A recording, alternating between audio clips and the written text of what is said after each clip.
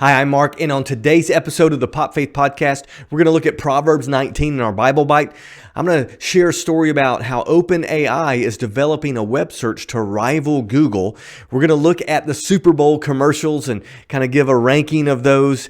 I've got a good news story from the world of baseball, and we're going to talk about how Fantastic Forecast was revealed and some details maybe that we can find out about the upcoming movie. Welcome to the Pop Faith Podcast with host Mark Gainey, where each episode we explore how faith connects to everyday life. Each episode is a fun and engaging look at how ordinary Christians can experience the good news all around them in things like movies, shows, pop culture, and even news stories. Thanks for joining in. We are glad you're here. I'm so glad you have joined us for today's episode of the Pop Faith Podcast. We're going to start off like we do every single episode with a Bible Bite. And if you're new to our podcast, that's just where I share a scripture and we talk about what it means to everyday life, because we believe that your faith does affect every area of your life. So today's Bible Bite comes from Proverbs chapter 19, verse 21. And here's what that verse says. Many are the plans in the mind of a man, but it is the purpose of the Lord that will stand. And so when I read that passage, I'm reminded of a really important truth. As human beings, we may make our plans, we may have our dreams, we may have our goals, and it's still kind of early in the year. It's February when this episode is being recorded. So, we may have all kind of things that we want to do in our lives this year, in our career, in school, just in our personal lives, social lives, all those things. But it's the purpose of the Lord that will stand. So what that means is we can make our plans. And we should certainly plan, because you know the adage, right? Anybody who fails to plan, plans to fail. We should make plans, but we should do it with the understanding and the knowledge that God's purpose, the Lord's purpose, will stand. So what that means is God is in control, and His sovereign plan and purpose cannot be thwarted, cannot be frustrated even by our plans, whether they're good or bad. And so it's kind of comforting, to be honest with you, that even if we fail, even if our ideas and our plans don't come to fruition, the purpose of the Lord will still stand. And His plans are always in action, and we can count on them every step of the way. So I think it's a good sobering reminder. It's humbling to remember and to know that God's plan is sovereign and that He's in control. We're not. That's a good reminder, right? We're not in control. But it's kind of gives peace knowing that even if we blow it, God doesn't and God won't. But it's also humbling in the other sense. It's convicting that, sometimes we get a little bit distracted, don't we? We lose our focus on God's plans because we're so focused on ours. And so it's a reminder to always seek the Lord first. And it's going to be kind of a theme today in today's episode, but really to seek the Lord first and His purpose and His plans and, and follow His guidance every step of the way. In today's news you can use, I'm looking at a story that's very interesting to me. AI, artificial intelligence is kind of everywhere. It's really been on the scene for a while now. If you have, an Apple phone, you have Siri. If you have a Google phone, you've got Hey Google. We've got smart speakers with Alexa and things there. And what's funny is, as I was talking, my voice assistant just came up, and so I had to hit stop on this, this recording and start over. So that just shows you it's everywhere. It's been everywhere for a long time, but it's rapidly increasing, especially with ChatGPT. That's OpenAI's artificial intelligence, where you can ask a question, and now there are a lot different ones popping up everywhere. But one thing that I found interesting in this story is that Microsoft is trying to use its OpenAI platform, right? Those are linked, to develop a web search platform that will compete with and rival Google in their mind. So that's interesting to me, right? Because Google has been king of the search for a really long time. And so now Microsoft and OpenAI are trying to figure out a way to use all of that information gathering, interface with artificial intelligence, ChatGPT, and kind of leverage that for a web search engine. I'm assuming it's a voice to search or even a text to search. And so they're really trying to compete with Google, because we know, Microsoft has Bing, and I think they're going to use Bing, the Bing platform, with this, from what I can understand and read between the lines. But, Bing has never been able to even come close to rivaling Google. Now, if you're like me and you're old, you remember the early search engine days. Internet Explorer was the only browser really anybody ever used until Firefox came along, and then of course Google developed Chrome. But during those days, Yahoo was the number one search engine, and then Bing came way later. But when Google came on the scene, they changed the game. And so here's what's interesting to me: Google really does dictate everything online. Think about it. Even if you don't use Google to search, if you use some other way of searching the internet, Google is usually involved, because the Google rankings and how they rank, results when you search something, keywords and things like that, Google really does dictate everything and how everything shows up. Those of you know me know I do a little bit of web design and development, and that's really important. I got to figure out how Google's going to rank these things, and we write content based on that so that you can get ranked higher. But if there's somebody who can compete with Google, that changes everything. Because you may realize this, you may not, but Google really has set the bar and really dictated everything online on the internet. They control just about everything, because who controls YouTube? Google, right? And YouTube is the second leading web search tool in the world, right behind Google Chrome, right? Now that's pretty amazing. Google owns the two highest web search portals in the world. So if there's somebody who can rival that, I think competition is good. So I'm going to be watching this really with interest, and hopefully we can use that in the future. Maybe we can use AI to search. Maybe that's good, maybe not so good. But another related story in good news you can use is this. I read this week that there is a development of a voice to video AI tool. So you know how ChatGPT, you can ask it a question, tell it to create content, all those things, and it'll do that. There are paid versions where you can tell ChatGPT to draw something based on what you say, and it will create a visual, a drawing, a portrait, a photo, all these things, which is kind of crazy. But if we get to the point where it's not only available but effective, to say, hey, ChatGPT or whatever device, make a video for me that does this, that is a game changer, because that changes the cost. It changes the time factor in creating video content. We think video is king now. It will really be king. But then the question is, how do we know it's real? How do we know it's fake? What if people use those things to create, events that never really happened and then portray them as true? So there's all these ethical questions in play as we go one step forward in artificial intelligence. So I'm going to be watching. This is news you can use because it's here. It's here to stay. It's not going anywhere. I'm going to be watching to see how this develops and to see how people interact with these tools and resources, because just like the internet, just like social media, it's a neutral thing. It can be good, it can be used for good, it can be used for bad. So I'm interested to see the good we can use and create with it, but I'm also interested to see how we unfortunately abuse it and how we can avoid that. So that is today's news you can use. On today's Pop Culture Spotlight, we are looking at Super Bowl commercials, Super Bowl ads. Maybe you were like a lot of people and you watched the Super Bowl. In fact, this year's Super Bowl between the Chiefs and the 49ers was the most watched Super Bowl in the history of the NFL. That's kind of crazy. I watched because it was a great game, but I'll be honest with you, the reason I started to watch was for the commercials. I love the commercials, whether I like the game or not. I didn't really care for either team in this game, even though I was pulling for one. But, I watched because it's a spectacle. It's a pop culture spectacle, right? And I love the commercials. There were 58 or 59 commercials. It's interesting. Some people list 59, some people list 58.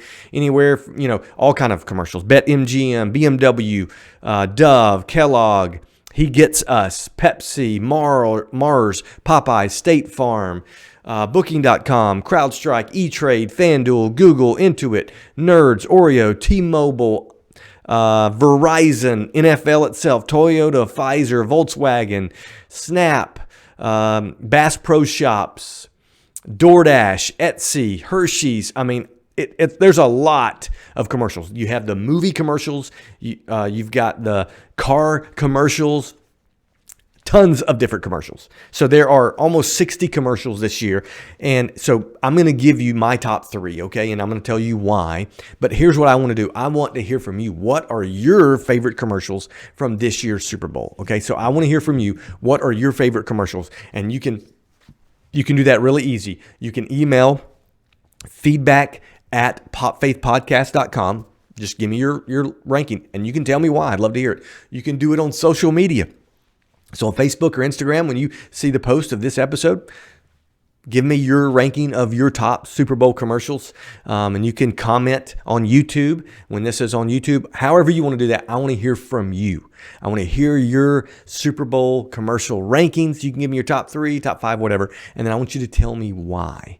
And that's kind of what I'm going to do today. So out of all of those commercials, I've got a few favorites. And spoiler alert, comedy is king when it comes to Super Bowl commercials for me. I love those commercials that make me laugh. There were a couple commercials that kind of tugged on the heartstrings a little bit, and they were good, but they're never my favorite, because when I'm watching the Super Bowl, I really don't want to cry. Quite honestly, I've usually got a room full of people. Not that I mind crying in front of people, because I do it all the time, but that's not a time in which I want to cry.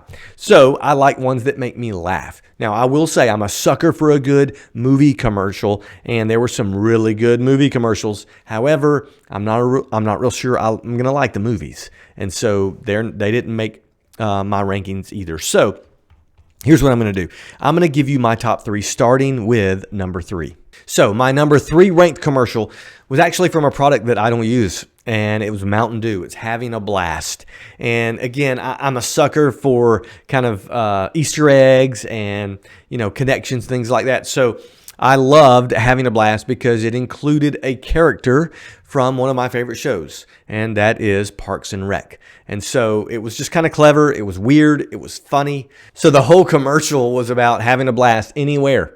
And that's going to resonate with me because I'm a positive person. I'm an optimist. And so I believe you can find a silver lining in every cloud. And so it's like, she's getting beat with pool noodles, having a blast. Stuck in an elevator, having a blast. I love it. But then my favorite part was the actor who plays Ron Swanson makes a cameo near the end of the commercial. That settled it for me. It was in my top 3 automatically then because I love his character and I love that actor. So that's number 3 on my list of favorite Super Bowl commercials. Number 2 on my ranking of Super Bowl commercials was State Farm's Like a Good Neighbor. And this one made number 1 for a lot of people, but it included Arnold Schwarzenegger saying like a good neighbor. And, he's got that accent. And so he says like a good neighbor. And they keep trying to correct him. No, it's neighbor. He goes, that's what I said, neighbor.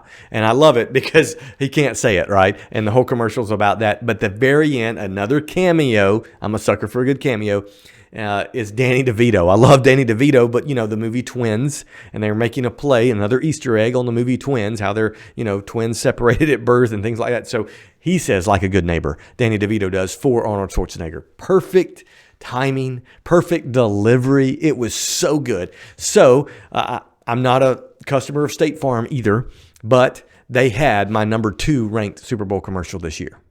So my number 1 ranked Super Bowl commercial, I kind of called it when I saw it. I think it was maybe midway into the game, maybe third quarter. But I was like, this is going to be tough to beat. And it's Doritos Dina and Mita commercial, right? Dina Mita. It's a new type of chip. And I love it because there is 2 older ladies that are just doing all kind of epic action sequences during this commercial. And then somebody says dynamite. They go, it's not dynamite. It's Dina Mita, and it's her. Dina and Mita are their names. So it's a Doritos commercial, really fun, kind of outlandish. And again, I'm a sucker for fun. I like action and things like that. So it's just comedic, and the timing was perfect to me. So that made my number 1 on the Super Bowl commercials for 2024. Now, you may have enjoyed the commercials. You may not have. You may have enjoyed the game. Maybe you didn't. Maybe you loved the halftime show. Maybe you didn't. We were in our house with a group of people watching, and some people loved the halftime show, and some people did not like the halftime show. But it's entertainment, right? That's what this pop culture spotlight really is all about. But people spent millions and millions and millions of dollars for a 30-second ad. There were some Christian ads, right? He Gets Us, and there's some controversy about the whole He Gets Us campaign. But I find it fascinating that in 2024, we are all gathering together to watch a spectacle, the Super Bowl, but a lot of us are even more interested in the ads that marketers put in front of us. Today's good news story comes from the world of baseball and involves Angels third baseman Anthony Rendon. Now, I'm going to say up front, I have rooted very passionately against Anthony Rendon in the past. And really, it has nothing to do with his faith. It has everything to do with who he played for. He used to play for the Nationals, and I'm a Mets fan, okay? So he was really good for the Nationals, and he really broke my heart as a Mets fan several times. But I'm beginning to find that I like him more and more because of his outspoken faith. And so there was a reporter that did an interview with him recently, and in that interview, here's what Anthony Rendon said. He said that baseball is not his top priority. Now, those of us who follow Jesus, we're like, well, yeah, it shouldn't be, right? His faith should be. And that's what he said. He says his faith is number one, and his family are more important than baseball. And in fact, he said that if those two things, are more urgent than baseball, then I'm leaving baseball. And I'm going to be focused on my faith and my family. And so it's fascinating to hear that. It's encouraging to hear that. But what's amazing to me is this reporter and a lot of other media outlets couldn't believe it. They're like, what? A baseball player who's getting paid millions of dollars to play the game is saying that this is not the most important thing? And they kind of freaked out about it a little bit. But Anthony Rendon explained, look, this is my job. This is what I do. It is a priority in my life. I love what I do. And he said his passion matches his passion when he got drafted several years ago. He's 33 years old now, in the twilight of his career.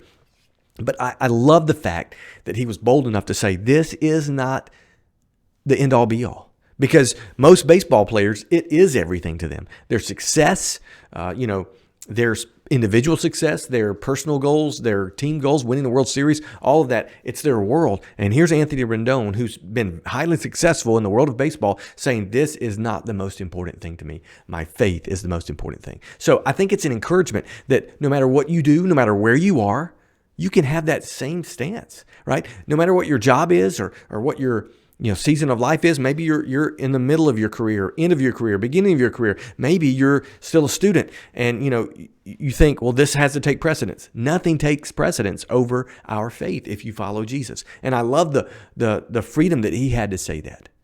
And people may question it and go, what is he talking about? But as followers of Jesus, we know that our faith is not just a part of our life. It is our life. And it affects everything around us. And so I mentioned earlier, when we talked about Proverbs in the Bible Bite, the purpose of the Lord will stand. Anthony Rendon understands that God's purpose stands, and it's more important than anything he can pursue. So let that be an encouragement to you, whatever you do, wherever you are, seek God first and make him a priority, and he'll take care of everything else after that. All right, on today's Faith Pops and Life Drops, I'm going to look at some Marvel stuff, mainly Fantastic Four. So on Valentine's Day last week, Marvel released a post and a picture, kind of a drawing that revealed the long-awaited cast of the upcoming Fantastic Four movie. Now, the movie itself won't be released until 2025 because, Marvel's slow-rolling some things now, and it's going through a bunch of rewrites. But there have been all kind of rumors. I mean, for years about who was going to be cast as Marvel's first family. That's what they're called because the Fantastic Four were one of the original heroes of Marvel Comics, and they have been around a long time and have been really important in the Marvel Comics universe, and they're about to be important in the Marvel Cinematic Universe. Now, let me say this. There have been Fantastic Four movies, obviously, and they've been done by different studios, different times. They've all been bad. Okay, they've all been bad. There's some better than others, but they're bad. So we've been awaiting an actual good Fantastic Four movie for a really long time. And I love this cast. So it said Happy Valentine's Day, and it revealed the cast. And so here's the cast. Pedro Pascal is going to be playing Mr. Fantastic, Reed Richards. And if you know anything about Pedro Pascal, he's been in Mandalorian and so many other things. Great actor. Vanessa Kirby is going to play Invisible Woman. And then I love this. Ebon Moss-Bachrach is going to play the Thing, okay? And he's going to play the human version of the Thing. And he's been in The Bear. The way I know Ebon is from The Punisher and the Marvel series The Punisher. He played a character in the Punisher series. Love that guy. He's a great actor. And then, of course, Stranger Things, Joseph Quinn is going to star as Johnny Storm. And so what a great cast, by the way. What an incredible casting.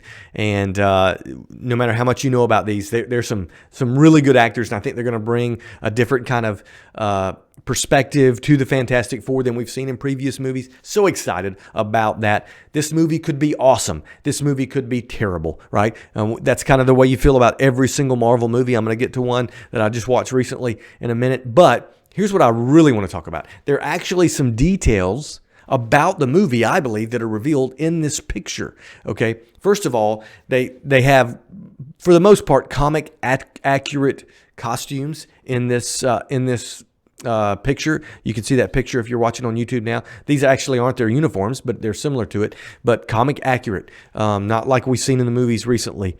But they've got some space boots on, so that tells me that they're going to be true to the comic story of where the origin of Fantastic Four came to be. They were on a space mission. I think they're probably going to alter it a little bit, and the reason I say that is because in that picture behind the Thing, you see Ben Grimm. He is in, it looks like an astronaut outfit from Apollo. So that's, the 60s version of spaceflight. And then he's got a magazine from the 1960s, a literal magazine that's real from the 1960s. So that tells me that this is going to take place in the 60s. I'm not real sure how they're going to do that in the Marvel Universe timeline and where they're going to fit in, where they've been all these years, all those kind of things. I'm interested to see how they do that. But I also found it interesting that this robot is in there, and that's Herbie. And in the 70s, they used Herbie in the comic books. Or actually, they put him in the comic books after he was in a cartoon version of the Fantastic Four, which wasn't that great either, by the way. And so all these details that I'm looking at in this picture, there are more, but I find it fascinating. So I'm excited to see what they do with Marvel's first family, Fantastic Four, when they come out with a movie. I'm really hoping that all these rewrites are for the better. Anytime there are rewrites and reshoots and scripting and all that, I get really nervous, because I've seen what they've done in the past, and I'm like, that didn't come up with a better product. You tried to fix something that was broken and it didn't work. But I am hopeful because I'm an optimist, right? And I'm a Marvel fan. Speaking of Marvel, I skipped the Marvels in the movie theater, like most people probably, because I had been disappointed enough, and I'm not spending money on a movie ticket on a Marvel movie until they prove me wrong, until they say they can produce good movies again. And so I did watch it when it came out on Disney Plus. We just watched it recently, and very disappointed. I really did expect when I watched it to rank the Marvels ahead of Eternals, but believe it or not, Eternals now is not the worst Marvel movie.